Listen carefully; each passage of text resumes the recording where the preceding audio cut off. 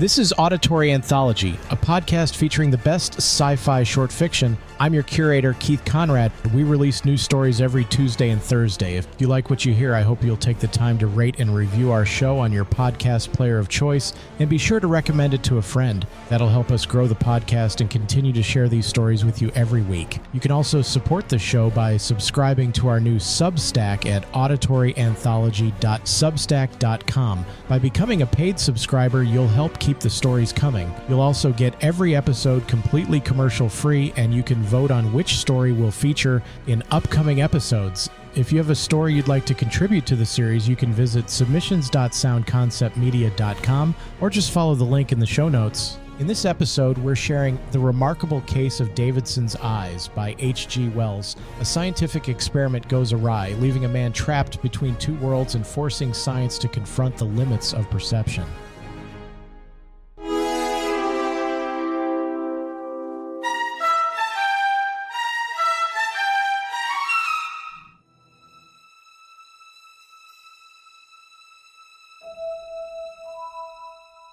The transitory mental aberration of Sidney Davidson, remarkable enough in itself, is still more remarkable if Wade's explanation is to be credited.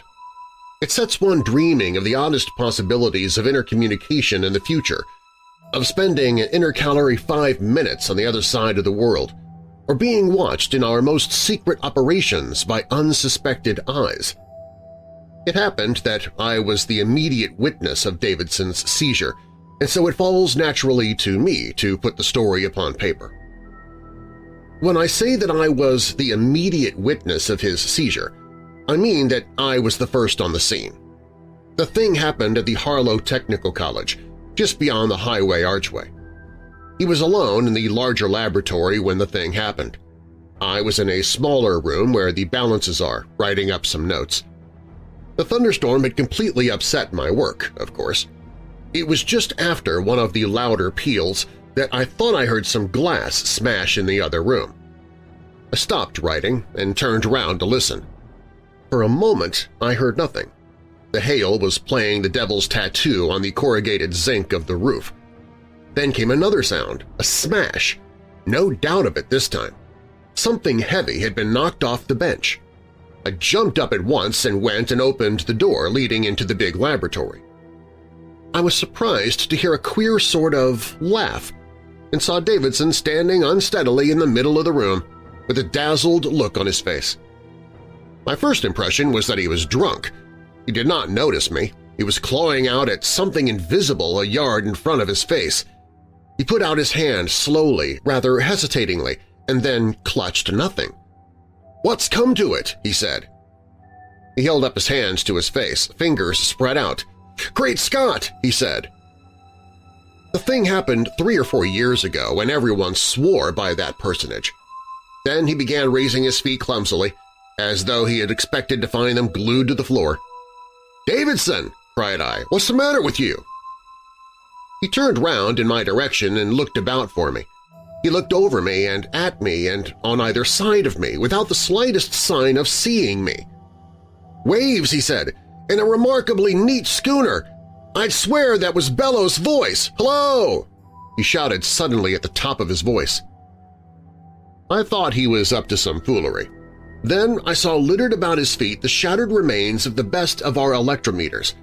"What's up, man?" said I. "You smashed my electrometer." "Bellows again," said he. "Friends left if my hands are gone. Something about electrometers. Which way are you, Bellows?" He suddenly came staggering towards me. "The damned stuff cuts like butter," he said. He walked straight into the bench and recoiled. "None so buttery that—" he said, and stood swaying. I felt scared. "Davidson," said I, "what on earth's come over you?" He looked round him in every direction. "I could swear that was Bellows. Why don't you show yourself like a man, Bellows?" It occurred to me that he must be suddenly struck blind. I walked round the table and laid my hand upon his arm. I never saw a man more startled in my life. He jumped away from me and came round into an attitude of self-defense, his face fairly distorted with terror. "Good God!" he cried. "What was that?" "It's I, Bellows. Confound it, Davidson!"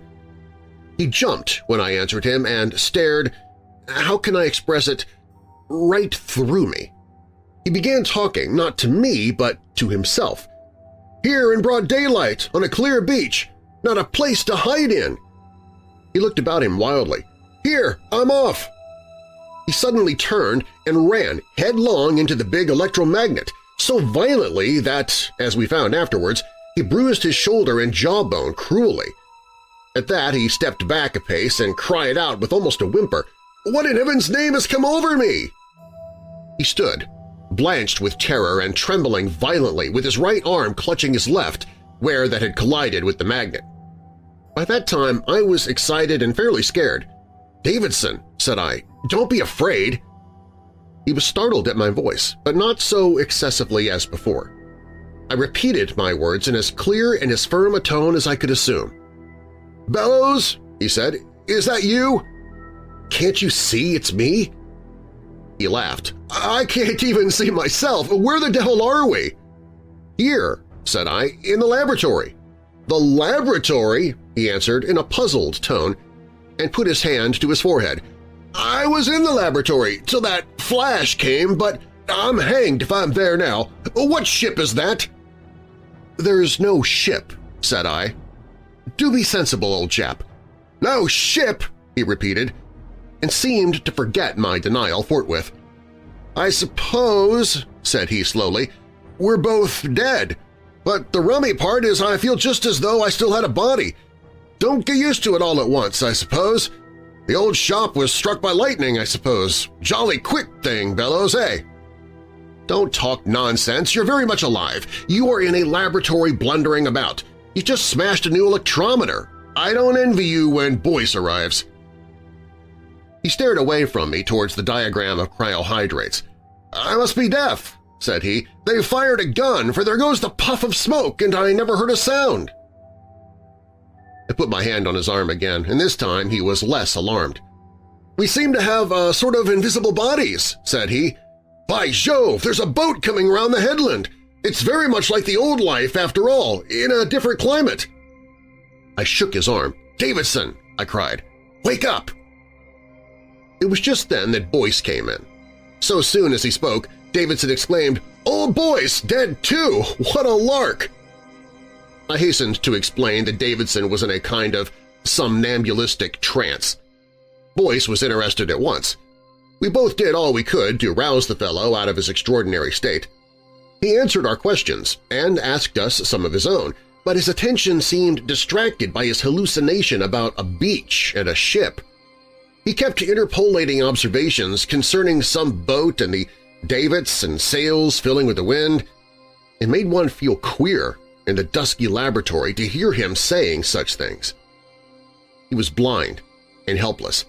We had to walk him down the passage, one at each elbow, to Boyce's private room, and while Boyce talked to him there and humored him about his ship idea, I went along the corridor and asked old Wade to come and look at him. The voice of our dean sobered him a little, but not very much. He asked where his hands were and why he had to walk about up to his waist in the ground. Wade thought over him a long time. You know how he knits his brows, and then made him feel the couch, guiding his hands to it. "That's a couch," said Wade. "A couch in the private room of Professor Boyce, horsehair stuffing." Davidson felt about and puzzled over it, and answered presently that he could feel it all right, but he couldn't see it. "What do you see?" asked Wade. Davidson said he could see nothing but a lot of sand and broken-up shells. Wade gave him some other things to feel, telling him what they were and watching him keenly. "The ship is almost hull down," said Davidson presently, apropos of nothing. "Never mind the ship," said Wade. "Listen to me, Davidson. Do you know what hallucination means?" "Rather," said Davidson. "Well, everything you see is hallucinatory." "Bishop Berkeley," said Davidson. "Don't mistake me," said Wade. "You are alive and in this room of Boyce's, but something has happened to your eyes. You cannot see. You can feel and hear, but not see. Do you follow me?" "It seems to me that I see too much." Davidson rubbed his knuckles into his eyes. "Well," he said. "That's all. Don't let it perplex you. Bellows here and I will take you home in a cab." "Wait a bit," Davidson thought. "Help me to sit down," said he presently. "And now, I'm sorry to trouble you, but will you tell me all that over again?" Fall is all about cozy comforts, but when you're prioritizing your health, it's easy to feel like you're missing out. With Hero Bread, you can enjoy all your fall favorites because they're made with Hero Bread sliced bread loaves, tortillas, bagels, dinner rolls, and more. Try their all-new Hero Noodles with 12 grams of protein and just 80 calories. You won't believe Hero Bread's options have 0 to 5 grams net carbs and are high fiber from the taste and texture. They've even got small batch drops of indulgent favorites like the popular Hero Croissant. And right now, Hero Bread is offering 10% off your order. Go to hero.co and use code FALL25 at checkout. That's FALL25 at hero.co. All figures are per serving of Hero Bread. Contains 2 to 18 grams of fat per serving. See the product nutrition panels on hero.co for more information. This is the new Weight Watchers. It works for members like JoJo, who's learning simple, healthy habits, Sharia, who's making progress with meds, and Kim, who still gets to eat what she loves. For over 60 years, we've helped millions of members find what works for them. Now, it's your turn. Watch your life open up. Watch your story shift. Watch what you're capable of. Watch it work.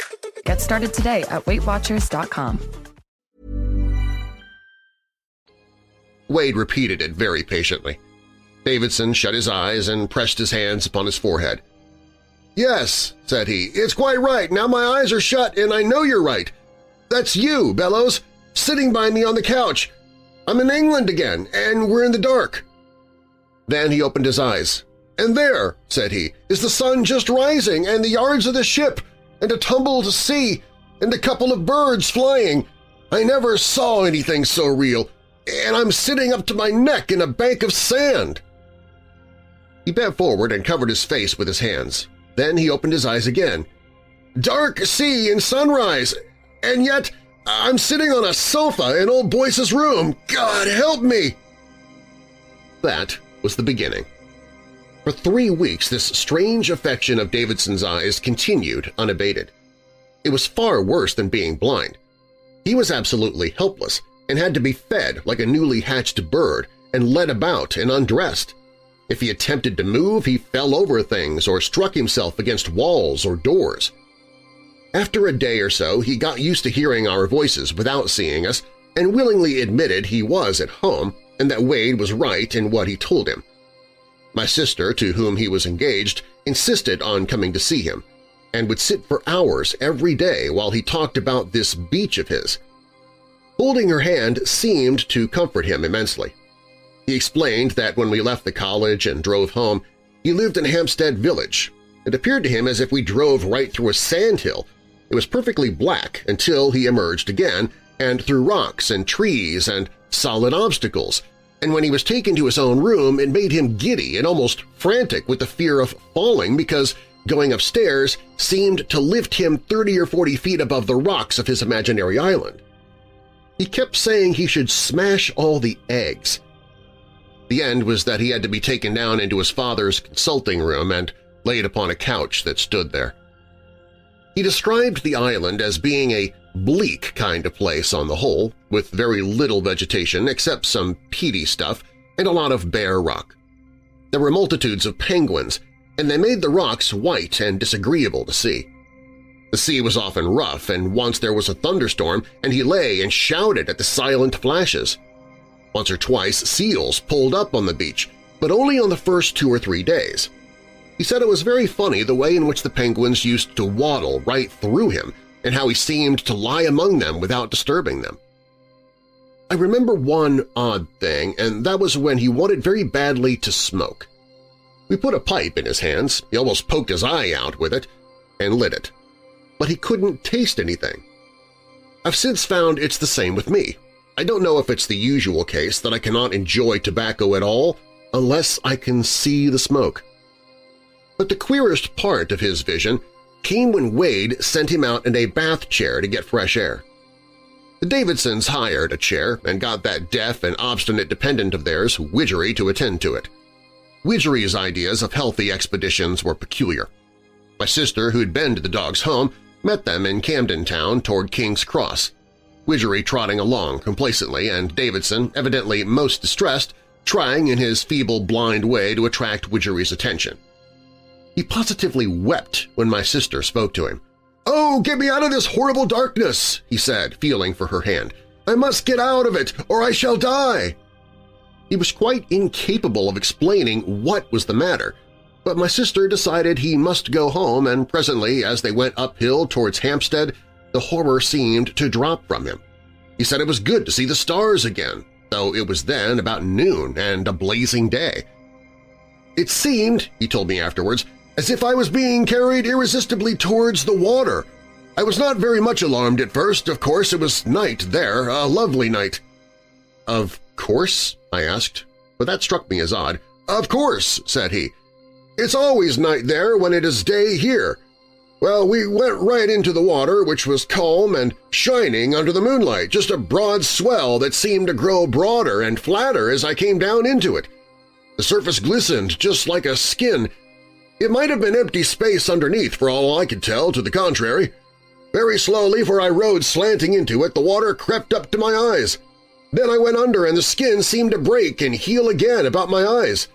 The moon gave a jump up in the sky and grew green and dim, and fish, faintly glowing, came darting around me, and things that seemed made of luminous glass, and I passed through a tangle of seaweeds that shone with an oily luster.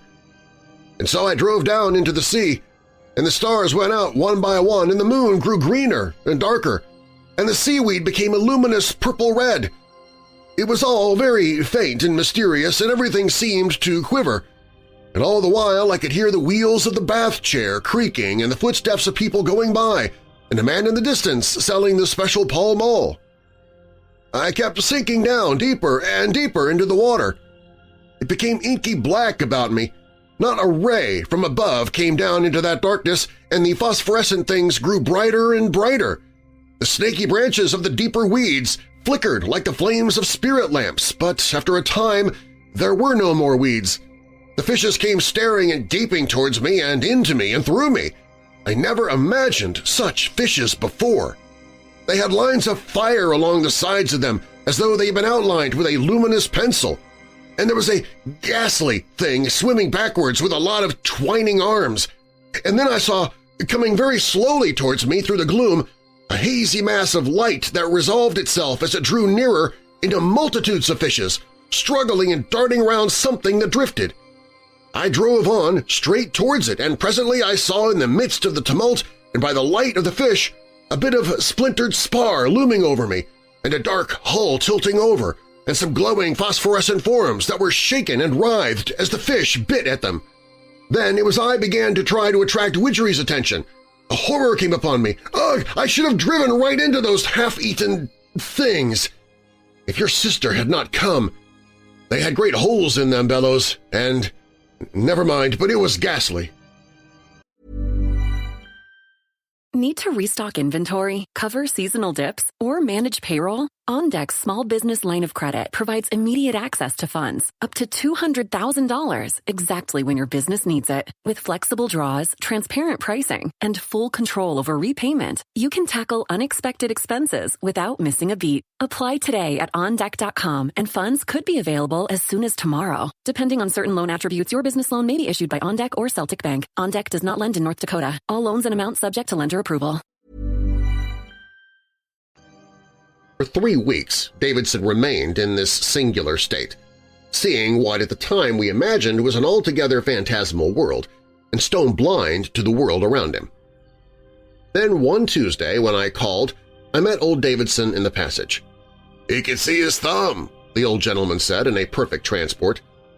He was struggling into his overcoat. "He can see his thumb, Bellows," he said, with the tears in his eyes. "The lad will be all right yet."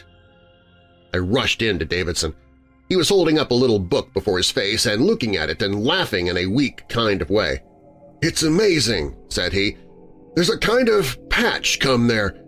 He pointed with his finger. "I'm on the rocks as usual, and the penguins are staggering and flapping about as usual, and there's been a whale showing every now and then, but it's got too dark now to make him out.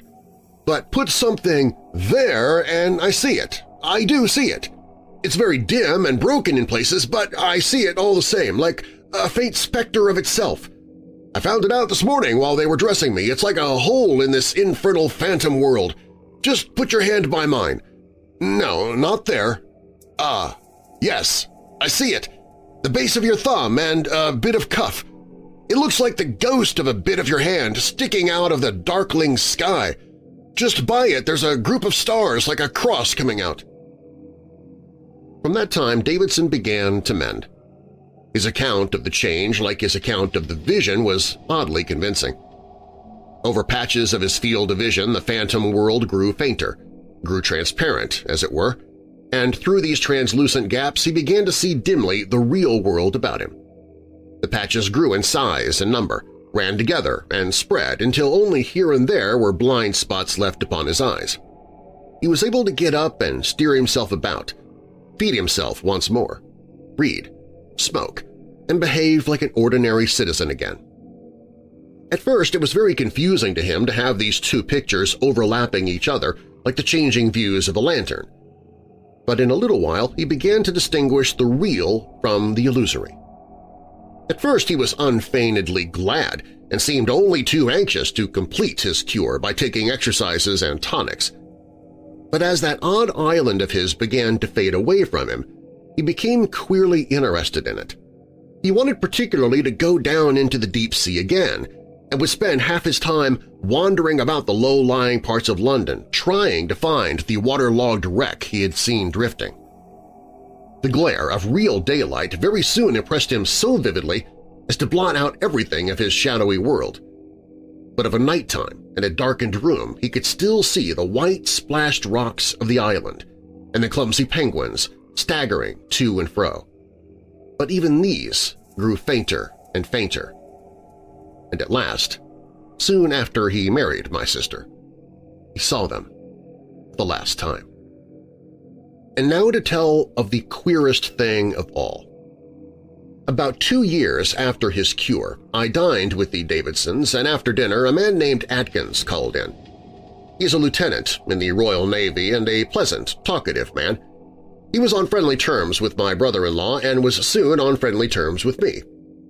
It came out that he was engaged to Davidson's cousin, and incidentally he took out a kind of pocket photograph case to show us a new rendering of his fiancée. "And by the by," said he, "here's the old Fulmar." Davidson looked at it casually. Then suddenly his face lit up. "Good heavens," said he, "I could almost swear—" "What?" said Atkins. "That I had seen that ship before." "Don't see how you can have. She hasn't been out of the South Seas for 6 years, and before then—" "But—" began Davidson, and then, "Yes, that's the ship I dreamt of. I'm sure that's the ship I dreamt of. She was standing off an island that swarmed with penguins, and she fired a gun." "Good Lord," said Atkins, who had now heard the particulars of the seizure.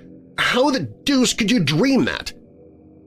And then bit by bit it came out that on the very day Davidson was seized, HMS Fulmar had actually been off a little rock to the south of the Antipodes Island. A boat had landed overnight to get penguins' eggs, had been delayed, and a thunderstorm drifting up. The boat's crew had waited until the morning before rejoining the ship. Atkins had been one of them, and he corroborated word for word the descriptions Davidson had given of the island and the boat. There was not the slightest doubt in any of our minds that Davidson has really seen the place. In some unaccountable way, while he moved hither and thither in London, his sight moved hither and thither in a manner that corresponded about this distant island. How is absolutely a mystery. That completes the remarkable story of Davidson's eyes. It's perhaps the best authenticated case in existence of real vision at a distance. Explanation, there is none forthcoming, except what Professor Wade has thrown out. But his explanation invokes the fourth dimension and a dissertation on theoretical kinds of space. To talk of there being a kink in space seems mere nonsense to me. It may be because I'm no mathematician. When I said that nothing would alter the fact that the place is 8,000 miles away, he answered that 2 points might be a yard away on a sheet of paper and yet be brought together by bending the paper around. The reader may grasp this argument, but I certainly do not.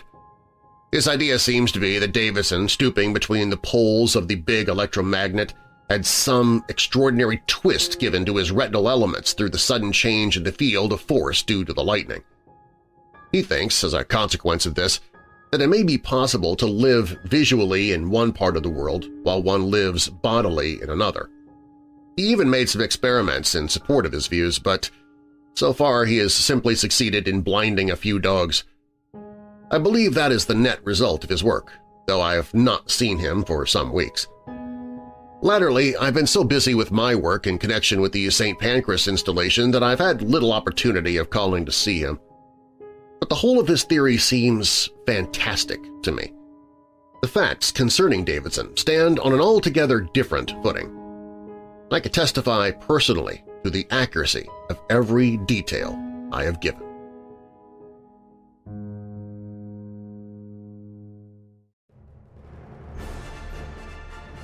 Auditory Anthology is curated and produced by me, Keith Conrad. Your narrator is Darren Marlar. Be sure to check out Darren's award-winning paranormal podcast, Weird Darkness, available at WeirdDarkness.com and your podcast app of choice.